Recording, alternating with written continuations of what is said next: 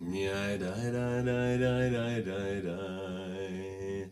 Yeah, die, die, die, die, die, die.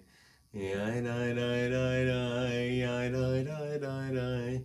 Yeah, die, die, die, die, die, die. Yeah, die, die, die, die. Yeah, die, die, die, die, die. Yeah, die, die, die, die, die, die, die, die. Yeah, die, die, die, die, die, die. Boker Tov, good morning. Today is the 13th day of Elul, almost 2 months into this, 2 weeks into this month of preparation for the days of awe. Are you starting to feel ready? The holidays will soon be here. We give thanks for our bodies, Asher Yatzar. Baruch atah Adonai Eloheinu melech haolam, Asher yatzar et ha'adam b'chokhmah, u'v'ravo nekavim nekavim chalulim chalulim. Blessed are you, sovereign source of the universe. With wisdom you have made our bodies, combining veins, arteries, and vital organs into a finely balanced network. Wondrous maker and sustainer of life, were one of them to fail, how well we are aware we would lack the strength to stand in life before you. Baruch atah Adonai, rofa v'chol basar u'mafli la'asot. And we give thanks for our soul returned to us each morning with an opportunity to begin the day anew. Elohai neshama shenatata bi tehorahi. Elohai neshama shenatata bi tehorahi. Elohai neshama shenatata bi tehorahi. Elohai neshama shenatata bi tehorahi. Ata verata, ata yitzarta, ata nefachta bi, ve'ata mishamra b'kirbi. Elohai neshama shenatata bi tehorahi. Elohai neshama shenatata bi tehorahi. Kol zman shahanshama bekirbi, moda ani lefanecha. Adonai Elohai ve'Elohei avotai ve'imahotai, Ribon kol ha'ma'asim, Adon kol ha'neshamot. Elohai neshama shenatata bi tehorahi. Elohai neshama shenatata bi tehorahi.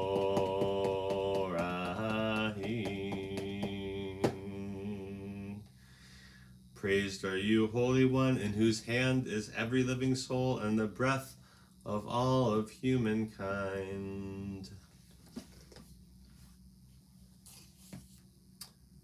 So I invite you now to take a moment as we prepare for Shema, a moment to listen, to hear the noise of the universe, the music of the universe, and the voices, the still small voice of your own heart. And to hear, too, the silences between the notes.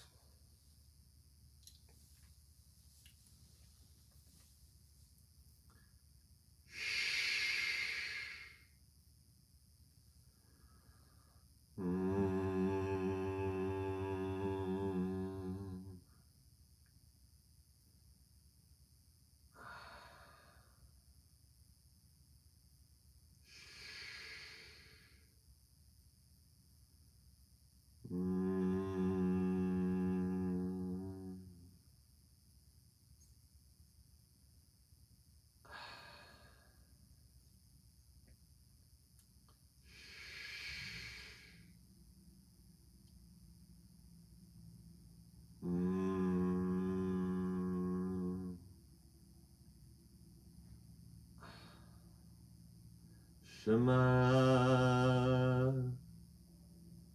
Yisrael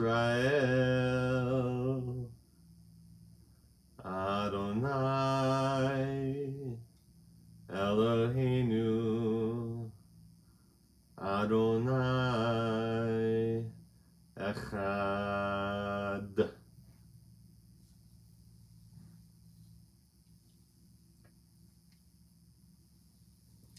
So for your journaling, for your reflection this morning, I'd like to think about the idea of remembrance. It's central to these days of awe. It's also at the heart of this week's Torah portion, Ki Tavo.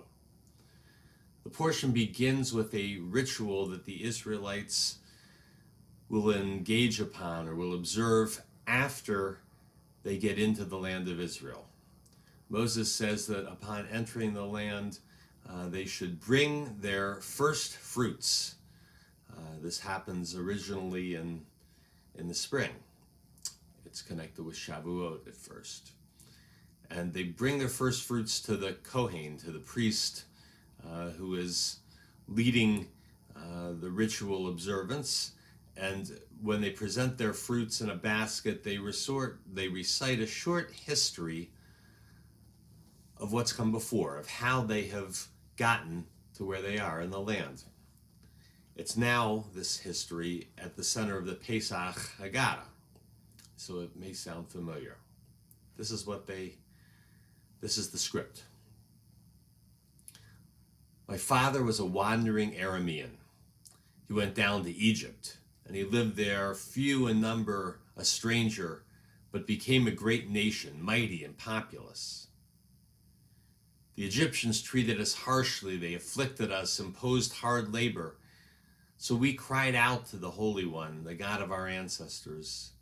And the Holy One heard our voice and saw our affliction, our toil, our oppression, and brought us out of Egypt with a mighty hand and an outstretched arm, with awesome power and signs and wonders, and brought us to this place and gave us a land flowing with milk and honey. So now I bring the first fruits of the ground that you, Holy One, have given me. And then the one making the offering sets the fruit in a basket down before the Holy One at a bow. It's interesting what is and what isn't in this passage. Essentially, the 40 years of wandering in the wilderness are left out. We go right from, you brought us out of Egypt and you brought us to that place. We skip over the golden calf, over the rebellions, over the splitting of the sea, and perhaps most surprisingly, we skip over the giving of the Torah at Mount Sinai. The author of this proclamation has chosen what they want to be central in the Israelites' memory, which is that above all else, God delivered us from bondage and gave us a good land for which we should be grateful. The passage is a reminder that we all choose how to remember our past. We choose what we will recall. What should we choose to forget? What do we emphasize? What lingers with us? And what gets lost with the passage of time? So I'd like us to reflect this morning on what you will choose to remember of the past year, this year, 5,780. What will stick with you, for good, for bad? What are the parts that maybe seemed important in the moment, but will fade away? What will you forget? We sound the shofar as a wake-up call, as a wake-up for Yom HaZikaron, for these days of remembering.